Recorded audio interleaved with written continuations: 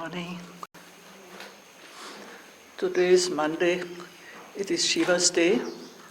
So we start with the first two Mangala shlokas, which are on your list of shlokas for recitation.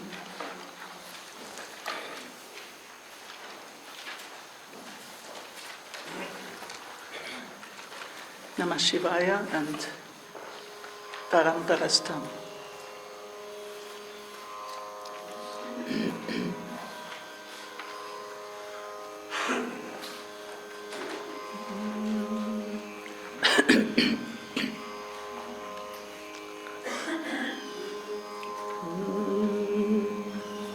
Namah Shivaya Satatam Panchakritya Vitayine Chidananda Kanasvatma Paravarta Vapasini. Once again. Namah Shivaya Satatam Panchakritya Vitayine Chidananda Kanasvatma Paramartha Vapasini. Second one. Paramparastam Gahanadanadim Ekam Nivishtam Bahuta Guhasu Sarvalayam Sarvacharacharastam Tvameva Shambhum Sharanam Apati. That also once again. Paramparastam Gahanadanadim Ekam Nivishtam Bahudha Duhasu Sarvalayam Sarvacharacharastam Tvameva Shambhum Sharanam Apati.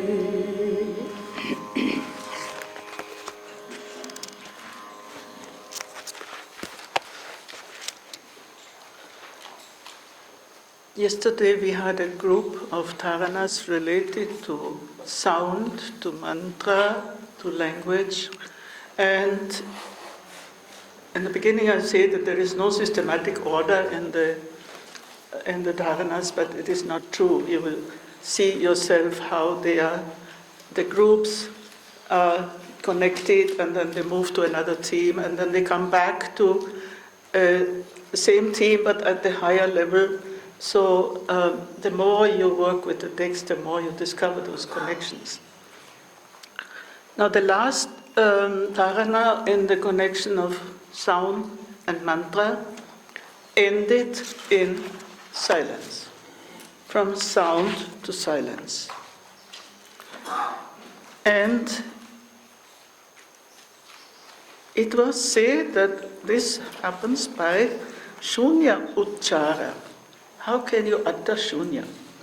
If you take uchara in the sense of utterance. But uchara, as I said, it is that process of rising of the energy through the mantra, etc., and becomes more and more subtle, more and more subtle, more and more silent. So it is uttering the void, making this process happen from rising from the sound to the soundless. And here it gives a clear indication to the next group of dharanas which are connected with the void, shunya. And the void experienced or practiced or meditated upon in different parts of the body. Now, these practices would be impossible if you had not already focused your awareness on the center between the two breaths and center between anything. And if you had not already practiced with prana and filled your body with that energy, that pranic energy, and with that power rising. So if you had not already practiced at least two of these groups, with prana and with the rising energy, you cannot practice this voidness in the body because it would be dangerous. If somebody starts from nowhere and just practices on the void in the body, it may go mad. It is dangerous. But there is a build-up.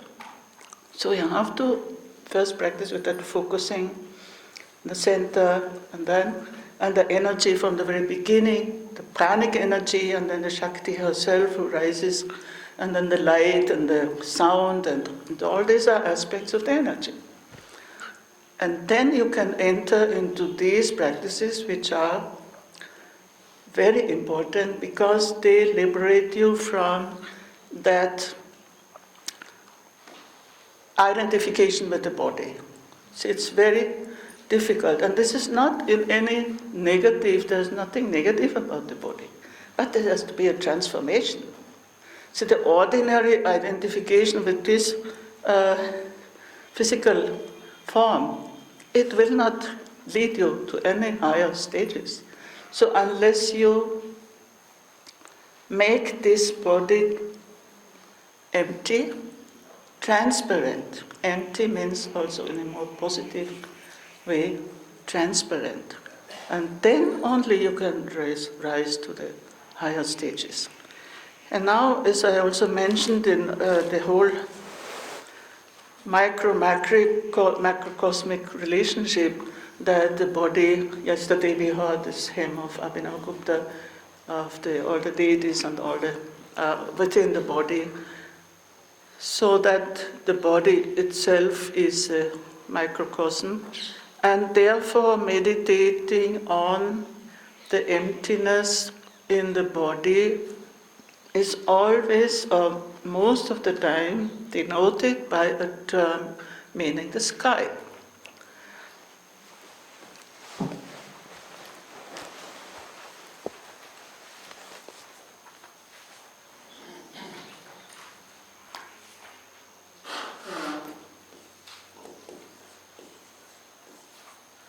You have the overall term shunya, void. But this is abstract.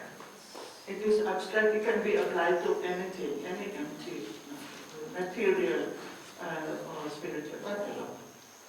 Now when he comes to these dharanas, he uses, and Sanskrit is such a rich language, as you know, all these words which are also denoting the sky, the firmament, open space, etc. And some are very ancient Vedic. Ka means also the open space and the sky, etc. And then you have those become later the mudra called Kechara. And Shiva is Kechara. Chara means moving. So moving in the sky of consciousness is always symbol for total freedom. So you can only move in a space, open space.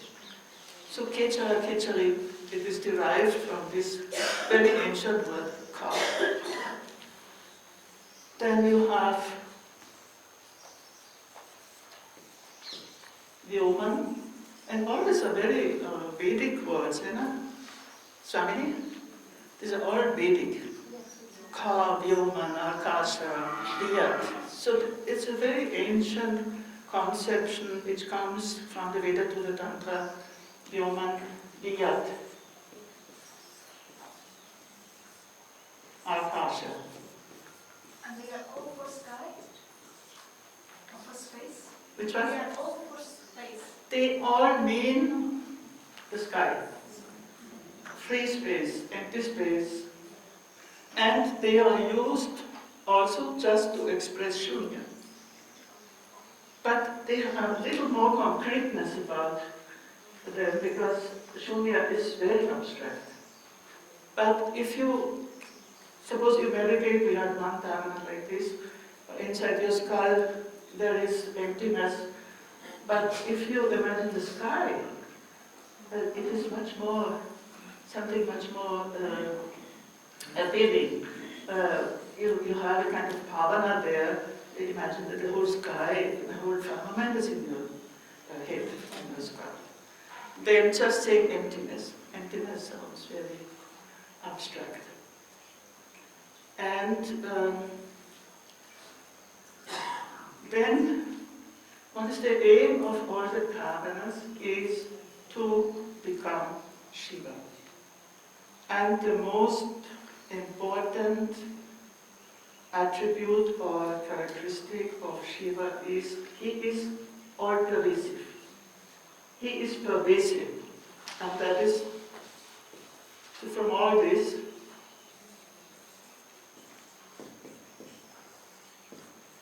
Vyapaka is the most important attribute of Shiva. He is all-pervasive. And so to reach that all-pervasiveness, you have to empty yourself and you have to experience that sky of consciousness. And all these words I have to say, they all mean not just the physical sky, but the sky of consciousness. Vyapaka. That is the attribute of Shiva. So the end of some of these dharmanas is also to become pervasive. So we are always limited now, we are in this space, and then we are in this ashram, now we are in Rishikesh, and everything is so limited. And inside our body, of course. But the more you advance on the spiritual path, the more pervasive you become. And there is a state which is at different levels. It is called Vyapti.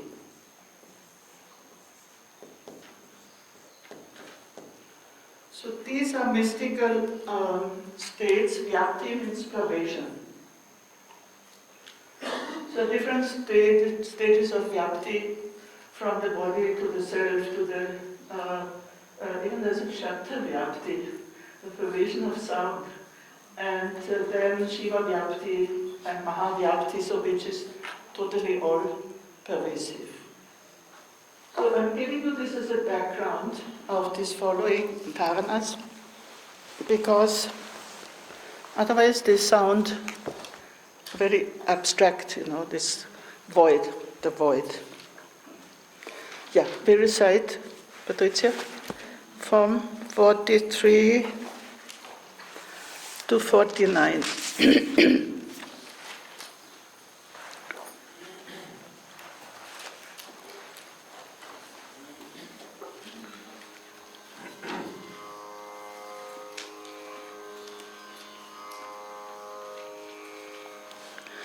Nijadekam yogapat pavayit viyat nirvikalpa manastasya viyat sarvam pravartate prishta shunya mula shunyam yogapat Pavaichaya Sharira Nirapikshinya Shaktya Shunya Manapavit Rishta Shunyam Mula Shunyam Ritshunyam Bhavayit Stiram Yugapan Nirvikalpatvat Nirvikalpodayastata Tanudeshe Shunyataiva Ksanamatram Vibhavayit Nirvikalpa Nirvikalpo Nirvikalpa Svarupabhak Sarvam Dihakatam Davyam Vyat Vyaptam Rikikshani Vibhavayit Tatastasya Bhavana Sastira Bhavit Dehantari Tvakvipakam Pittiputam Vichintayit Nakinchidantaritasya Dhyayanatyeya Bhavavit Rittakashi Nilinaksha Padma Samputta Madhyaga Ananyachita Subhagi Param Saubhagyam Apnuyat.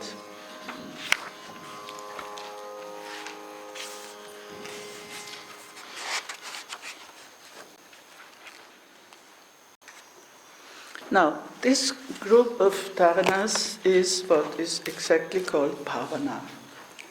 Bhavana, maybe some of you have got a copy of that article.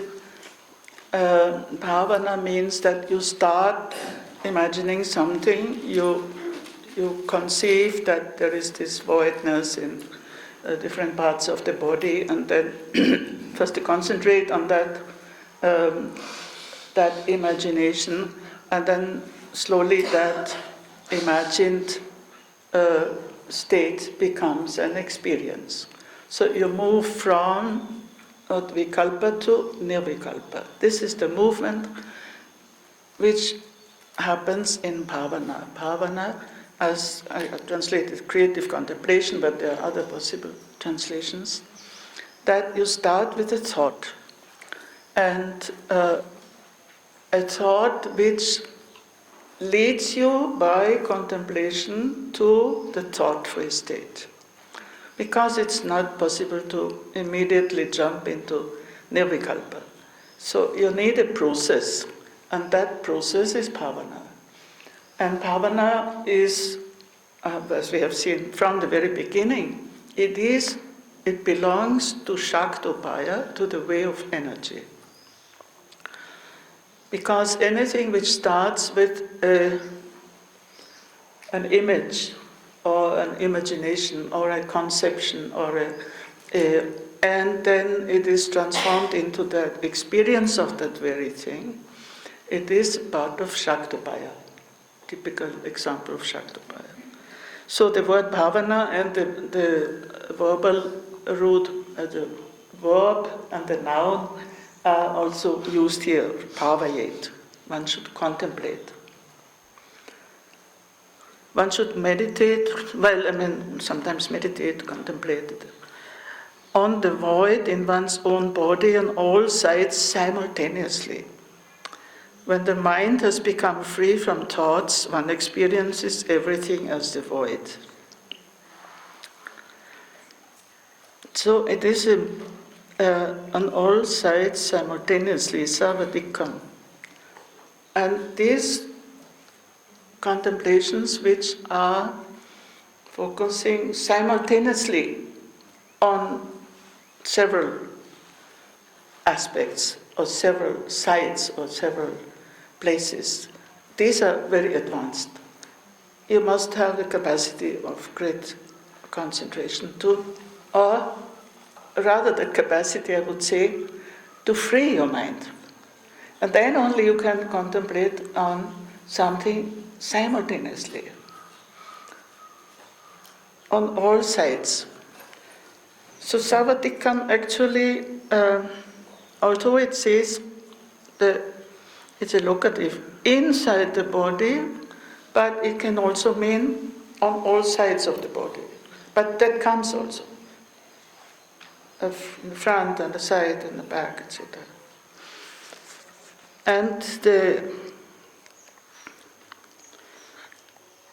so the process leads to freeing the mind from thoughts, and one experiences everything as the void, now viyat, as empty space. Yes, the next one is more explicit. Meditating again simultaneously on the void above and the void at the base by the power of the energy which does not depend on the body, one's mind attains the state of void. Sharira nirapekshinya shaktya. This is a very important expression. By that energy which is not dependent on the body. Because so many things are dependent on the body. But that energy which is nirapekshini, which is not dependent on the body, by that power, one attains a state of void, shunyamana bhavet. Now,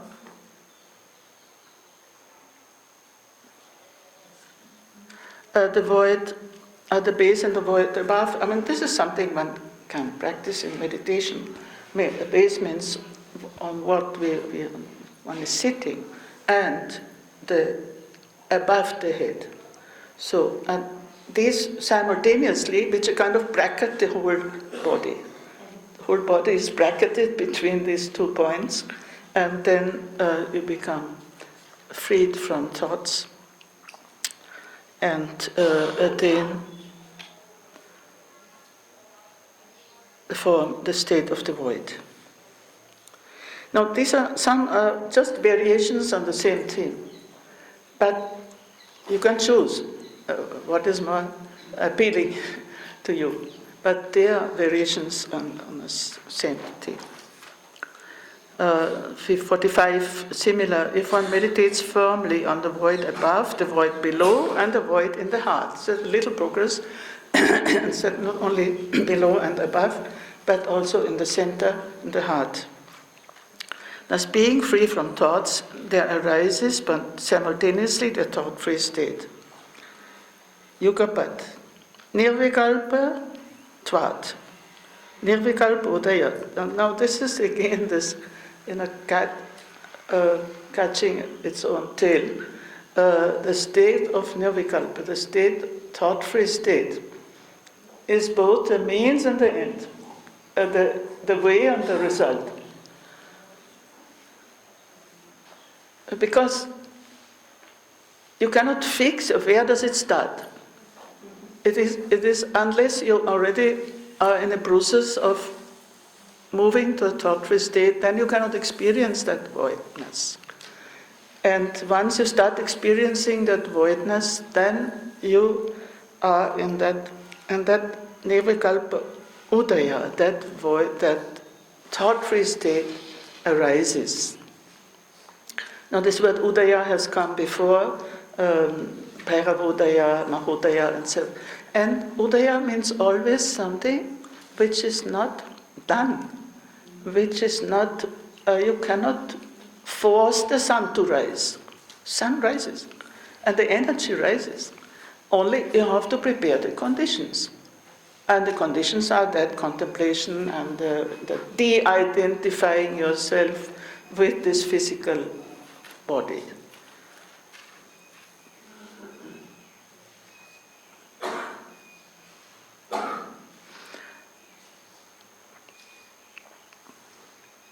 I'm doing this now a little quickly because the principle is the same and we have to move a bit faster. I'm very sorry because we should reach the middle, the half of the text today, but we are very far from that.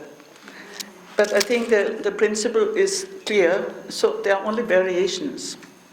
46. If one contemplates in a thought-free way on any point in the body as mere void, even for a moment, then being free from thoughts, one attains the nature of the thought-free. Now here, Nirvikalpa Swarupa part. So, who is the essentially thought-free is Shiva, is the divine. You share in that nature of the thought-free divine state. But what is very important here is even for a moment and even for any one point in the body.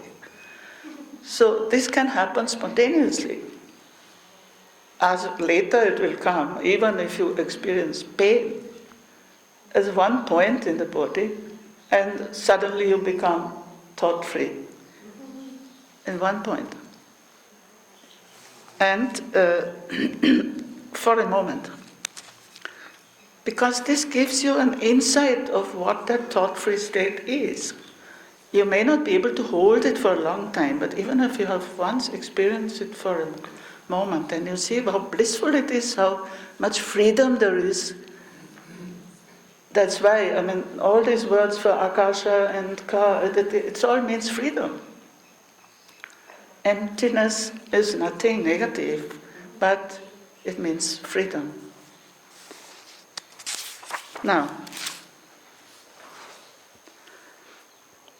47, now he addresses the Devi or Gesell-eyed goddess. If one contemplates on all the elements constituting the body as pervaded by void, then one's contemplation will become firm. Now here it says clearly Savam Gedeha Katam Dravyam. Now, Dravya is substance. So this substantiality of the body, that has to be dissolved in that sky of consciousness. Because ultimately the whole body is nothing but consciousness. That is the underlying philosophy of the whole. It's nothing but consciousness. But to experience that, you have to go through these practices. See that here the word vyapta comes also, that pervading, pervaded by void. Vibhavayet. See that bhavayet, the bhavana, it has sometimes a prefix paribhavayet. Pari means all round, complete. Vibhavayet means a little more analytically. Vibhavayet, you more specifically analytically. But underlying is bhavana. And here bhavana is explicitly vibhavayat tatas tasya bhavana sastira bhavet. Now bhavana, this contemplation, should become firm. As we have passing experiences or passing short-term experiences of that bhavana, but that the aim is that it should become firm. Stira bhavet.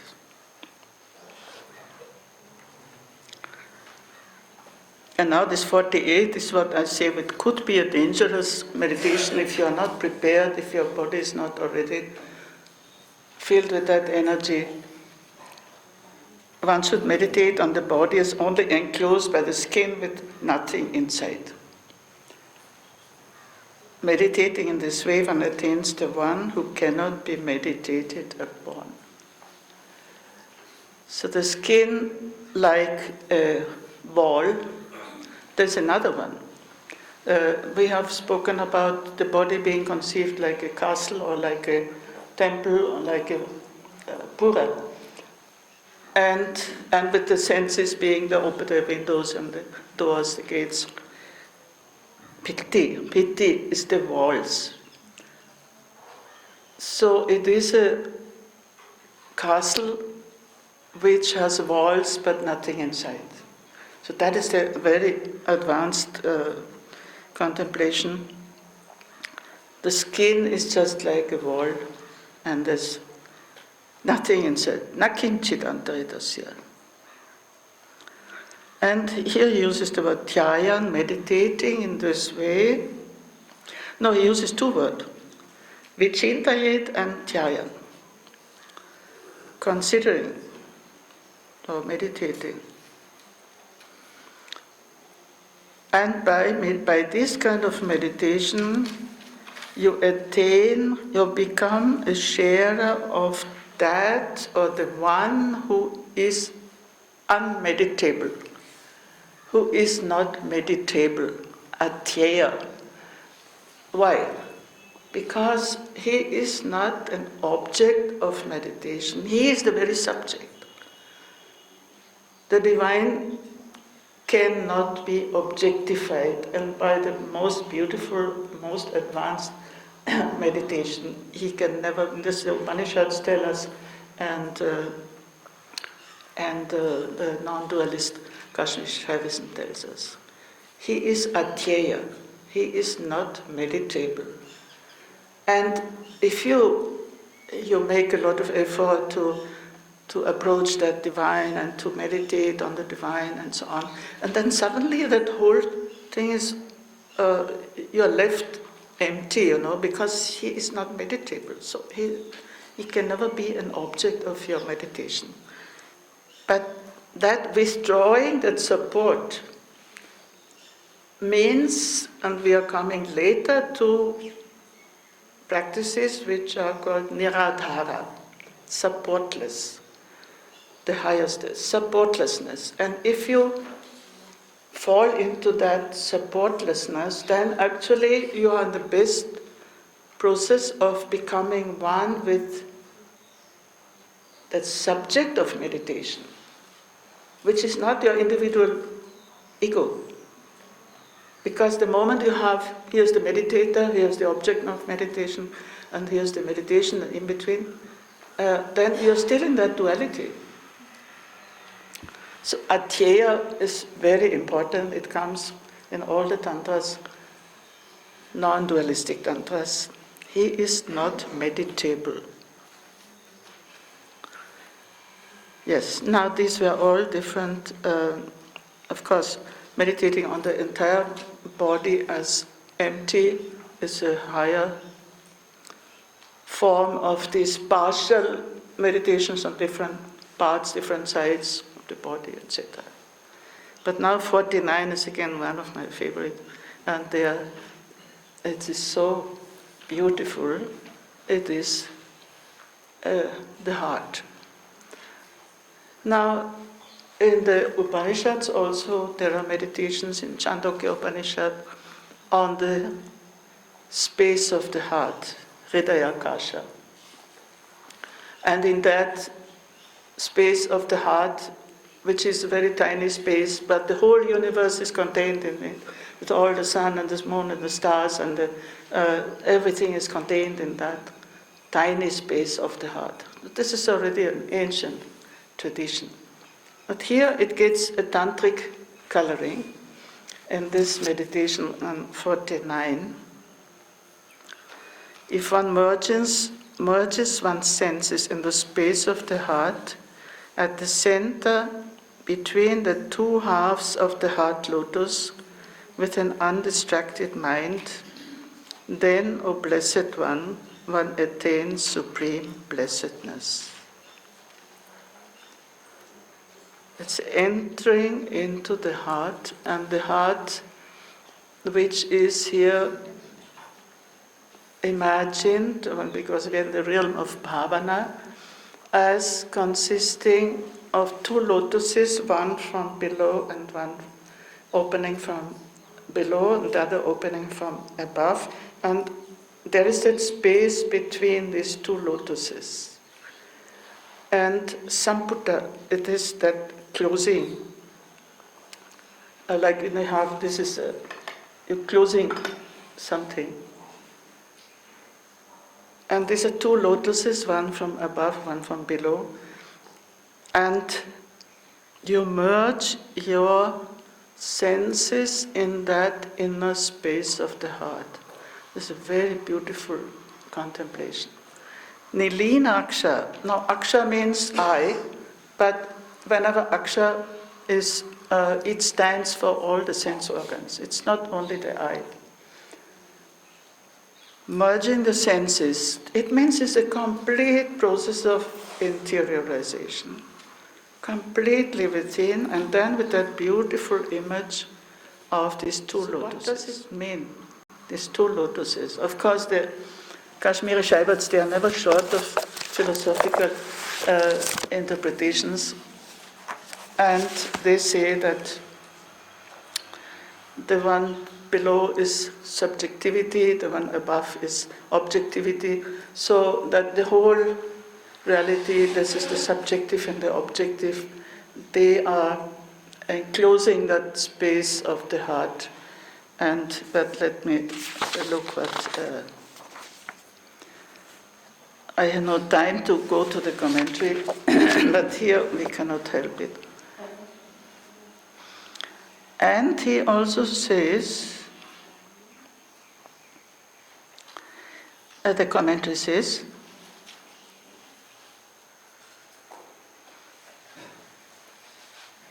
that space between prana and apana. Then Nilena Aksha means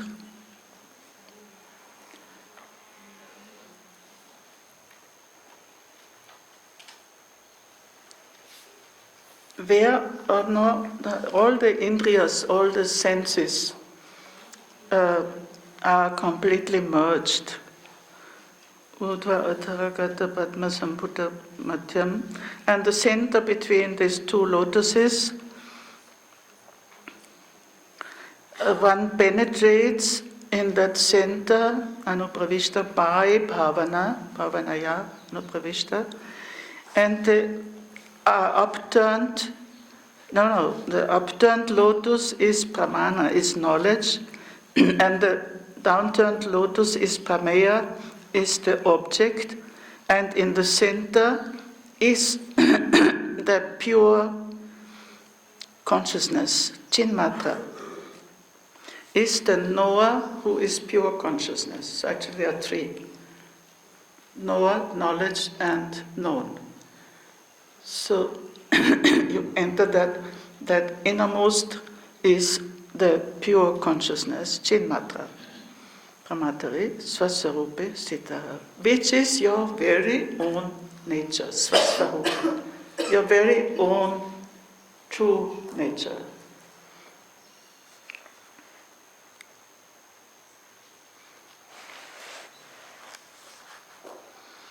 And of course, the condition for such a contemplation is again ananyacheta, with an undistracted mind, completely undistracted. And then he addresses the Devi here, especially Subhage, or Blessed One, and because the result of this contemplation is Param Saubhagyam, the supreme blessedness, is something very joyful, very blissful. Param Saubhagyam, the greatest bliss. But this is Vishveshvarata Swarupam Paramananda Vikasena, because this supreme blessedness is the supreme bliss, Paramananda, which has the nature of universal lordship, Vishveshvarata Rupa. So it is the divine who is the universal Lord, who is the fullness or supreme bliss, Paramananda, which is expanded. So we know the image of the lotus, it comes in so many ways that in a closed lotus it has to be opened, etc. Here they are already open. Because only when that vikasa happens, then lotus stands for the heart. So if the heart is closed, obviously it cannot receive that blessedness and that bliss.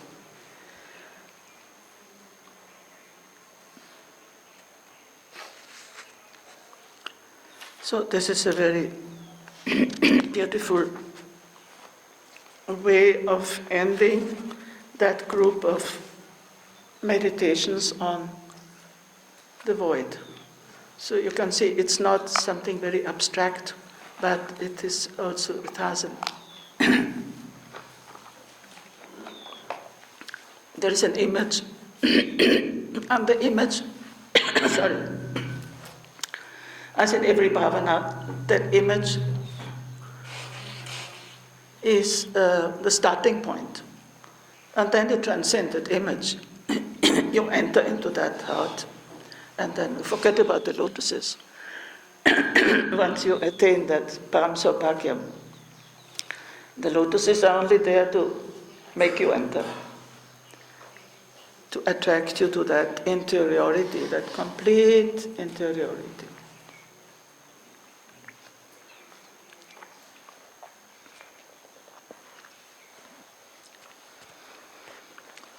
Now, we recite 50 to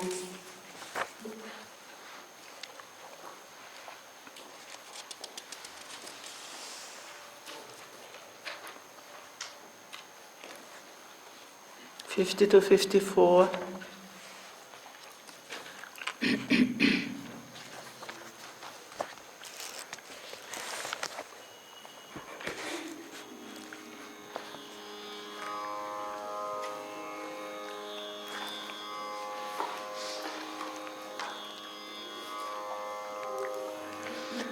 Sarvata Swasarirasya Dvadashanti Manolayat Tridabhutir Tridhibhutam Tattvalakshyam Pravartate Yatha Tata Yatra Tatra Dvadashanti Manakshipit Pratikshanam Kshina Vrittir Vailakshyam Tirtinai Pavit Kalagnina Kalabhatta Utitina Svakam Puram Ploshtam Vichintayet Ante Shanta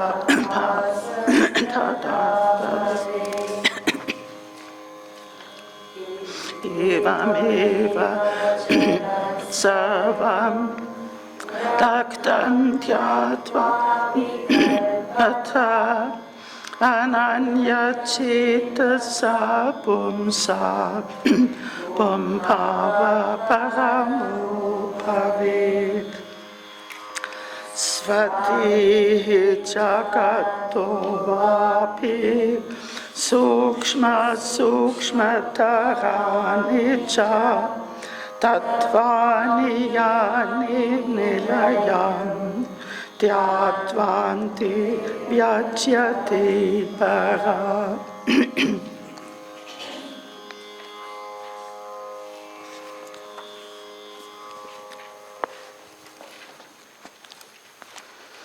Now he comes again to Dvadashanta, and he does not say exactly which Dvadashanta is meant, but it is understood it is Brahmarantra. If one's mind is absorbed at the Dvadashanta, or by meditating that the body is void in all parts with firm intellect, then the firmly established reality is revealed. Here the firmness is stressed. Manolayat, the dissolving of the mind, that is a condition. So it's a continuation of the same theme.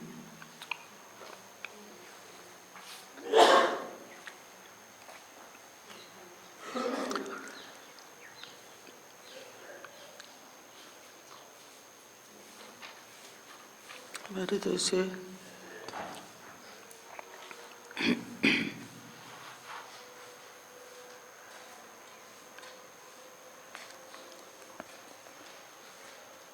Lakshman is the goal, the reality at which we are aiming. Lakshya.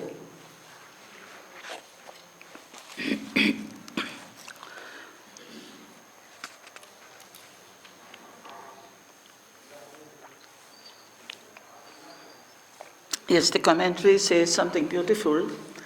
Everywhere means in every pore of your body. Roma Kupa Antareshu. In every pore of your body, that one should meditate on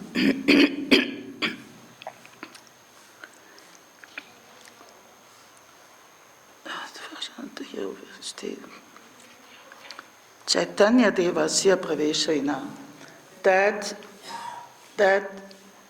divine who is consciousness pervades every pore of the body. So I cannot translate the whole commentary because we have no time, but it makes it a little more lively. We can imagine, and those of you who have done Netra Tantra, they know that it goes to that extent, when that power, that energy pervades the body, and then it pours out through every pore of every hair on it is radiating outside, is pouring outside. So this pervasiveness, this pervasion, which Vyapaka pervades even every pore of the body.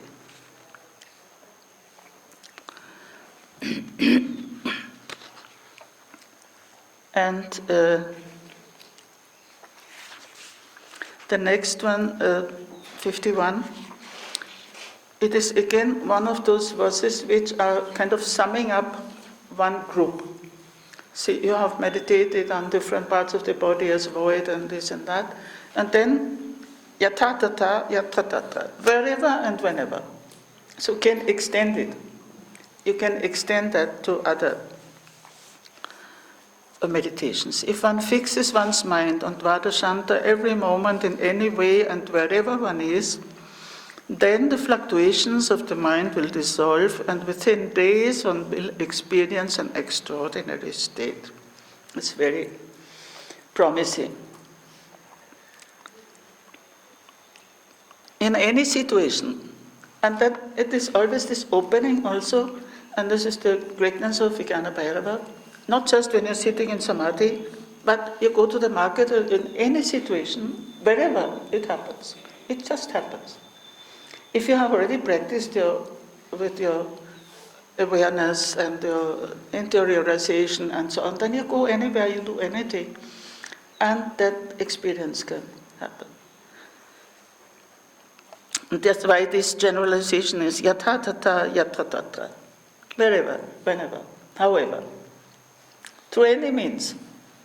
Then unexpected, sometimes some unexpected thing happens, and you get entry into that consciousness. And this is the beauty of Vijñāna Bhairava. And here he uses the verb kshipet. It should fixes one's mind, and kship literally means throwing. So it is very quick action. Very sudden, quick. It's not a slow. Bhavana can be very slow action. Bhavaye means a slow action. It takes time. But kshipet, just you throw your mind on something, but it has to be Dvadashanta. Any moment, Pratikshanam China Vritir, then his vrittis, here your Chitta Vritti Neruda comes up because these vrittis get dissolved, these fluctuations. And within days, denial, he experiences an extraordinary state. It's something, it's nothing very fixed. What is that extraordinary state? You will only feel it yourself. Something unusual, suddenly.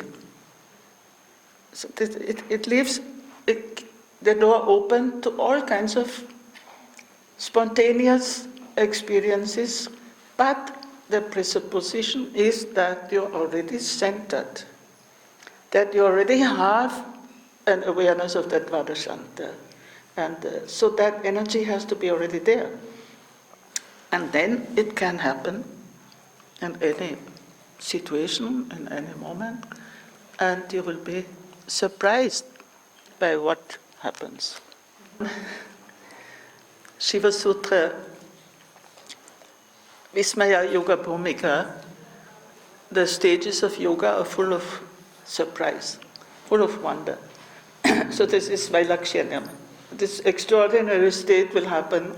You can describe it, or you may describe it in different ways. But it is full of surprise. It is something overwhelmingly, surprisingly beautiful. Vailakshanya. Yes. Now, how far did we recite? Is Atma is also on the top of the head? Yeah, I mean, the text does not say. I'm confused because in verse 28, it says that Urdhva Advashanta, not Advashanta. But then they don't talk anymore about Urdhva Advashanta. Yeah, but the text says Dvalashanti.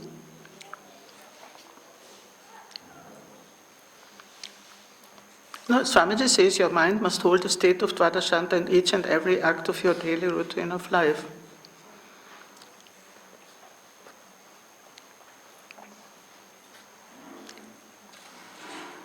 Well, which one did you read now? It's just a general comment about the whole book, because from the verse 28, in the verse 28, the comment mentions Urdhva Advashanta, not Advashanta. So he makes a specific distinction with Advashanta. Yeah. And then afterwards he only talks about Advashanta. And so that's why. Yeah, this is on that, and he only speaks of Dvadashanta in these last verses, and it is interpreted that it is the Urdhva Dvadashanta, yes. But it was very confusing when I was translating the text and commenting. I was also confused. Which Dvadashanta does he mean? And it's not always. It's little. One could also imagine, but I don't want to put my own interpretation, because in 49 you have entered the heart. So that this Dvadashanta could also be the heart. But Swamiji does not say it, and I don't think, let me see.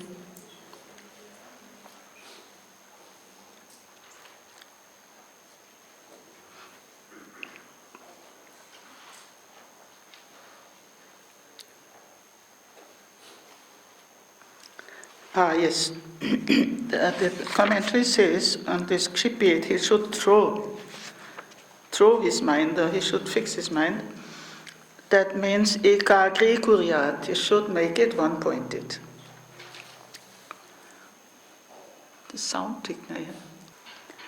And then he says, this Vailakshanya, this extraordinary state, he says, asamanya parabhairava rupata bhavate. He attains the uncommon, unusual nature of the Supreme Bhairava.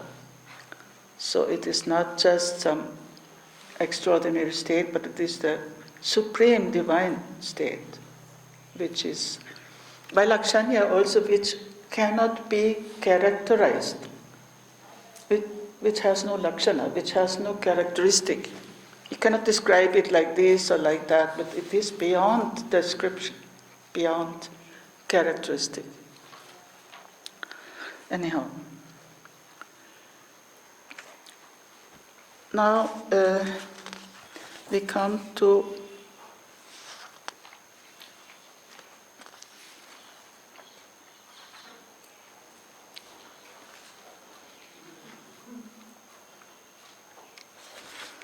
a group of dharanas which have to do with the burning, with the dissolution of not only the body but the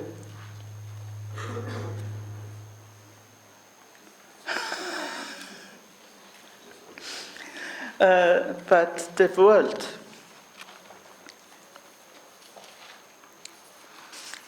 See, one way of imagining, it's of course bhavana again, that emptiness is, I think we just recited from 22 we have done, or not? 22 to 29. 22 we have done.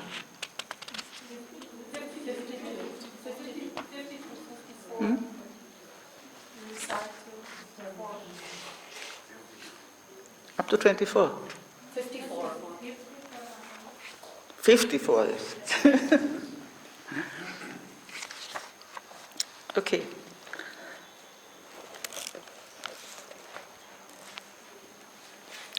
Now, maybe going one step back, the other tradition of Shaivism, which is Shaiva Siddhanta, they have a ritual whenever, they are very ritualistic, and whenever they perform a ritual to Shiva, they have first to transform the body into a divine body, and that's a ritual act. It's called Bhuta Shuddhi. And because with this ordinary body, ordinary consciousness, we cannot worship the divine. So that transformation, it is, Bhuta Shuddhi is a purification of the elemental body. In Ayurveda, you always, in Hindi of course, Panchbhuta Sharira. So this body which consists of the 5 elements, that is not the body worthy to worship the divine. It has to be transformed into a divine body. And that Bhuta Shuddhi is how it happens ritually, is that you burn these physical elements and then they become transformed into divine elements. It's that the ritual is quite extensive, but these Shaiva priests, they do it regularly, so it becomes a kind of routine. And it's not so, as you imagine, burning of the elemental body is something extremely powerful. But even if you do it ritually, it has its own power, because it means you have to transform that body into the divine, because the saying goes, Shivi Bhutam Shivam Yajit. You can worship Shiva only by becoming Shiva. And becoming Shiva means transformation of this identification with your dravya, what is said before, that substantial physical body into a divine body. Shivi Bhutam Shivam Yajit. And this is also in the background of these dharanas. I'm not going into detail because of lack of time, but still at least that you know what is in the background of this burning of the body in imagination here, not ritually, by bhavana. So here 52, one should meditate on one's own fortress as if it were consumed by the fire of time, Kalagni, rising from the foot. At the end of this meditation, the peaceful state will appear. Shanta abhasas tata bhavet. And that 53 is a continuation, meditating in this way. By imagining that the entire world has been burnt, a person whose mind is undisturbed will attain the highest human condition. So this overcoming of this limitedness of body and the world by that fire. Kalagni is an aspect of Shiva or Rudra, who is situated in the Shaiva cosmography at the bottom of the universe, Kalagni Rudra, and in the body and the toe. So because the body is an image of the cosmos. So this is a little complicated cosmology, but the idea that both this physicality of the body and the physicality of the world have to be burned, and by this burning that transformation happens.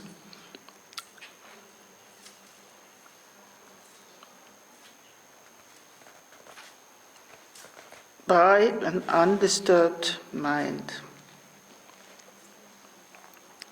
So both the body and the world.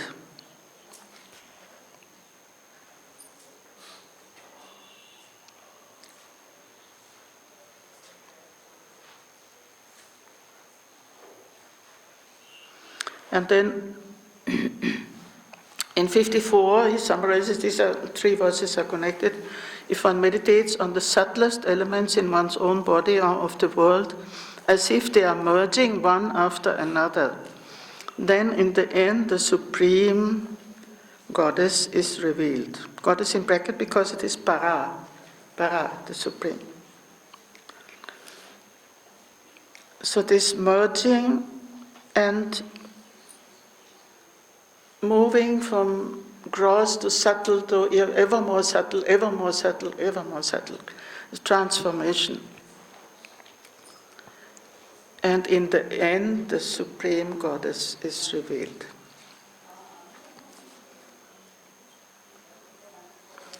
Now, I'm not going into the whole Shaiva cosmology, the 36 tattvas. Some of you know it, and those who don't know it, I will not burden you because of lack of time. So there are 36 tattvas in this Shaiva cosmology, and this is again a reference to the ritual. In Shaiva initiation, the disciple has to pass through all these 36 elements. He has to cross all these elements of the universe. And this is something, these descriptions of Diksha in the Tantras and in Tantra Loka, they are very beautiful and very detailed, how the disciple has to pass through the whole, all the constituents of the universe in this process of initiation. So this is again in the background, that all the tattvas have to be becoming more and more subtle, and as Swamiji says, all these elements enter in the subtle formation in a successive way. Successively make your body enter in its subtle formation and so on.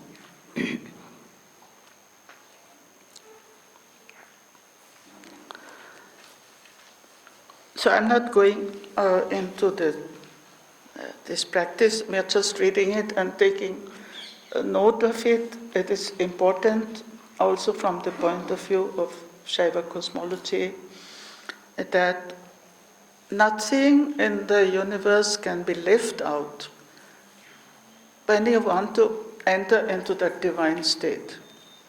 It is, nothing can be left out, but it has to be transformed.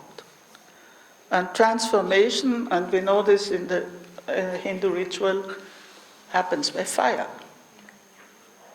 It is fire which transforms, Agni. So that's why this whole process of burning and transformation of the whole substantiality of the body and of the world.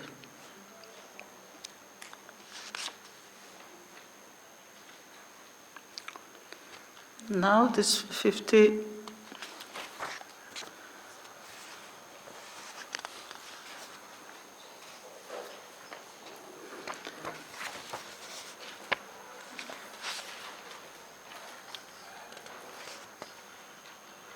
We can recite from 55 to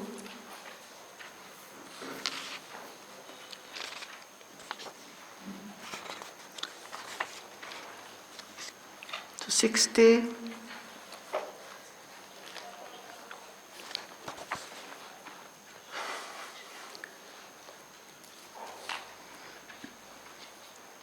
Pina. There are two different versions in 55. There's Shavism in the Kashmir series. It's Yadan Mukta, and in the other edition it's Yadan Svapna. In 55, there are two versions. In Shavism?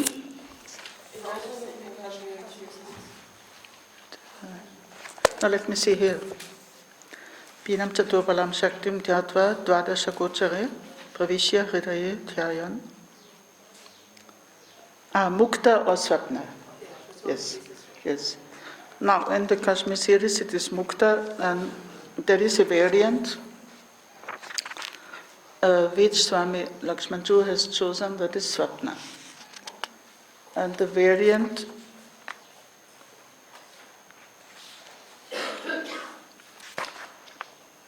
probably it comes from a quotation.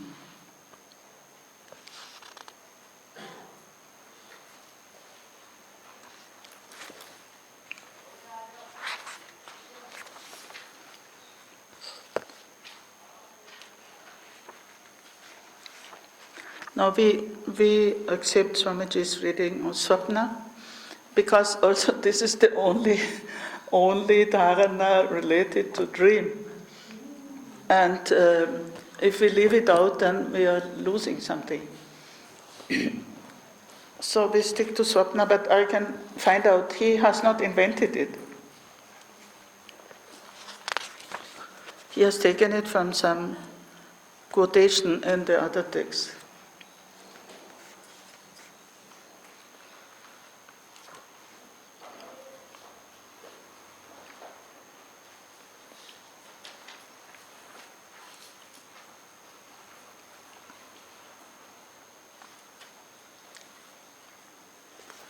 So we take this version, Swapna.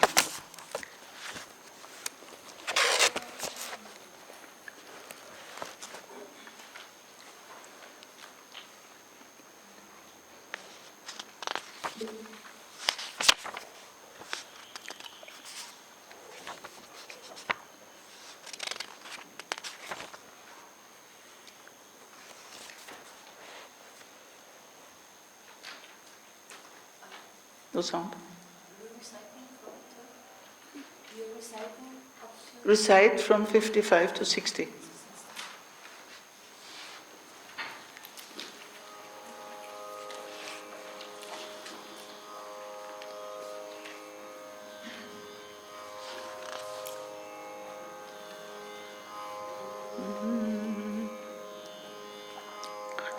Pinam Chaturpalam Shaktim Tyatva Dvadasha Gochare Pravishya Hridaye Dhyayan Svapna Svatantriyam Apnuyat Bhuvanatva Rupena Chintayet Kamaso Kilam Stula Sukshma Parastitya Dyavatante Manolaya Asya Sarvasya Vishvasya Paryanti Sutsamantata Atva prakriyaya tatvam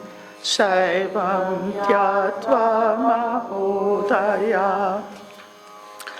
Vishvameta Mahadevi Shunyabhutam Vichintayet Tatraiva Chamano Lidastalaya Bhajanam Kaddadi Bhajane Drishtim Pittistaktva Vidnikshipit Talayam Tatkshanat Gatva Talayatanayo Bhavit Nirvikshakiriphityadi Deshe Drishtim Vinikshipit Vilina Manase Bhave Vritikshina Prajayate.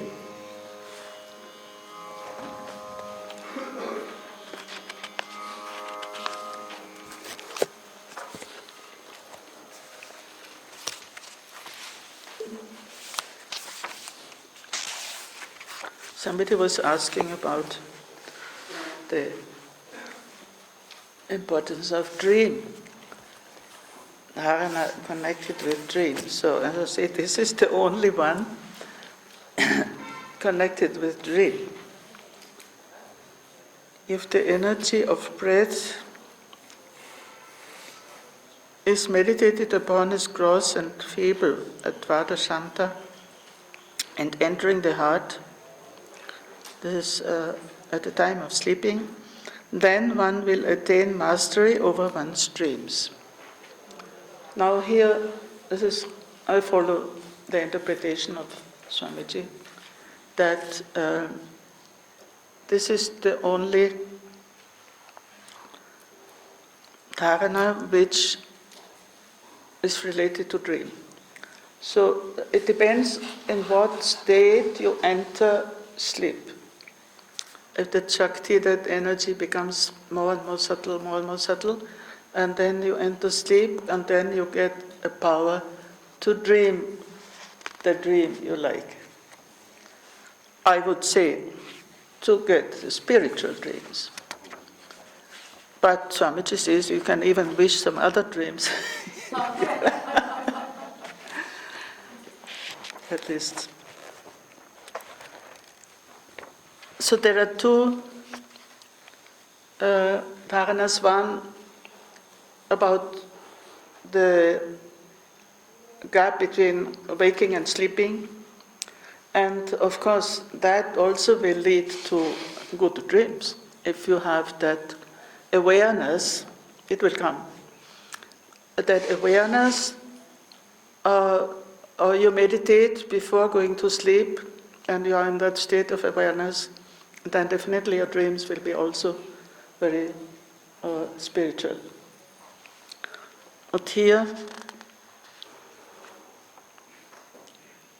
pravishya hridayetyayan, this is important, entering the heart.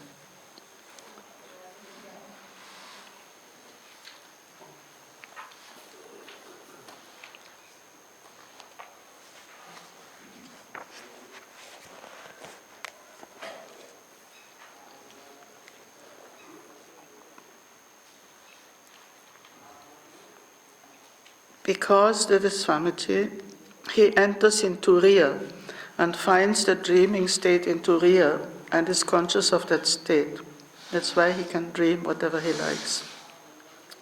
That Turiya is a state of freedom. So freedom even in sleep and in dream.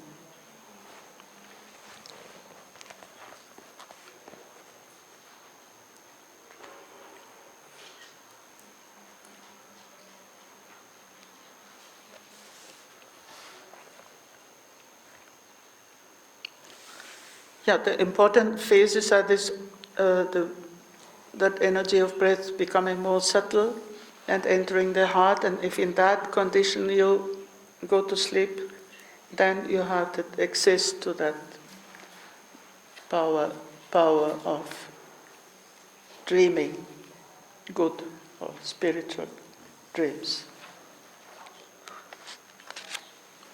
Yeah, because the Kashmir series has another version, so we don't have a commentary.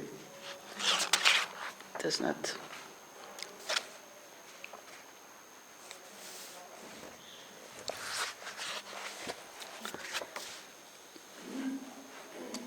Now, I am very sorry, but the next few verses I will skip, because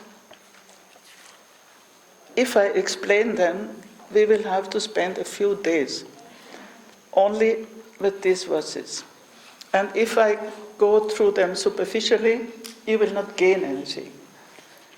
And you have the book, I mean, this such a retreat and seminar is also an inspiration to go on reading about and go on studying. But this is what is called Attva Prakriya. Prakriya is a method, and Attva is the 6 paths, 6 cosmic or universal paths which are connected with Shaiva cosmology, and is very complex subject, and I think because of lack of time we cannot go into the details. In my German book I have given something, page 106, 107.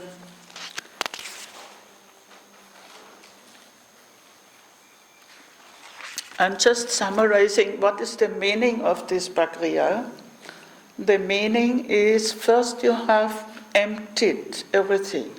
Emptied the body, emptied the universe by burning, by dissolving, and so on. And then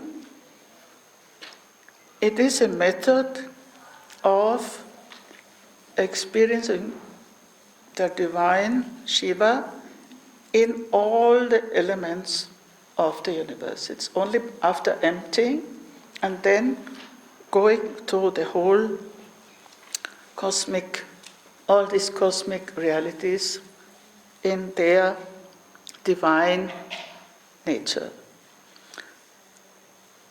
And this is a process. So Prakriya is always a technical process also. And we just don't have the time to go. And as we have seen in other dharanas also, it's always a question of moving from the gross to the subtle, from the subtle to the supreme, and then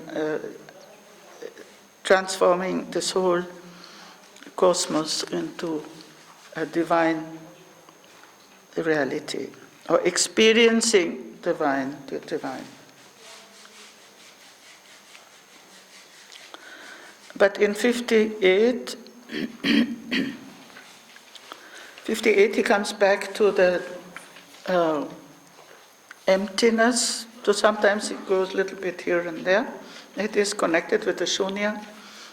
In the cosmic sense, O great goddess, if one imagines this whole universe as being void, one's mind gets dissolved in it and one becomes worthy of merging in that supreme void, talaya bhajana. So that whole universe as void. And then he comes to at least some concrete examples of meditations on the void. 59 is very concrete. One should cast one's eyes in the empty space of a jar or any other vessel. This is now the emptiness or the void in an object. We had the void in the body, the void in the universe, and now the void in some object.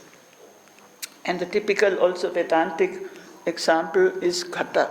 It's a lota, a kata, a pot, where you of course it should be empty, you cast your eyes inside and forget about the walls, and then that inner space, it merges in the outer space, so it is that layer, the inner and the outer space become one.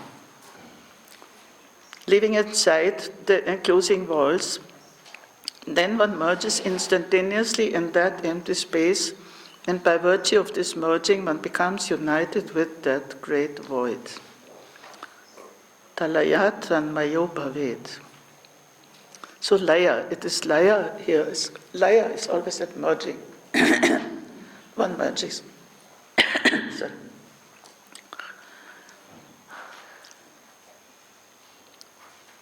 And again, that verb used is vinikshipet. It's just only throwing a glance. You don't need a long meditation, but just looking into an empty pot and forget about the walls, and to see only that emptiness. And then 60 is a very beautiful, finally we are going outside nature. One should cast one's gaze on an open stretch of land devoid of trees, mountains, walls, etc. When the state of the mind is fixed there, then the fluctuating thoughts dissolve by themselves. Vritikshina. Near Vrikshagiri. Now this is, I have in my interpretation maybe, referred to a tradition. In the early Christian tradition, the monks were meditating in the desert. So why did they go to the desert? And because there's no distraction, no buildings, no trees, no plants. So the desert, like the sea, you go to the seashore and you look at the sea. But the desert was a place for contemplation. It is still, but not so much, maybe not so strongly. So here what is meant is this, with open eyes. You look with open eyes at an empty space. And here the mind also gets merges, viline manase. The mind merges. These meditations in the nature are something very easy. Because if there's some vacant, some emptiness, and you just look, even I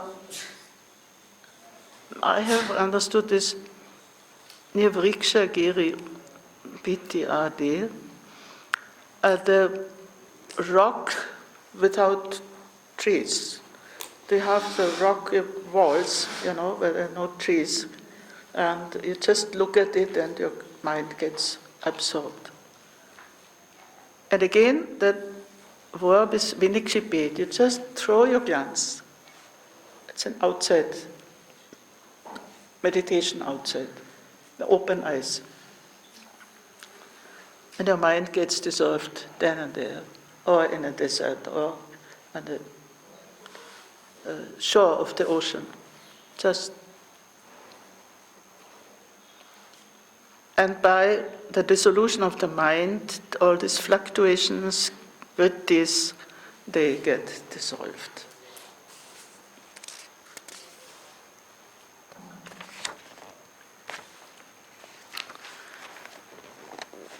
Yes, then we come back, 61, we come back to that madhya, to that center. So we have made quite a journey through this emptiness and the body and the universe and the transformation, learning of the whole body and universe, and by that transformation experiencing that divine nature of the universe, which happens through this Attva Prakriya, which we have not been able to do, but I advise you to read, just to read, in any one of these books. What is this? My German one is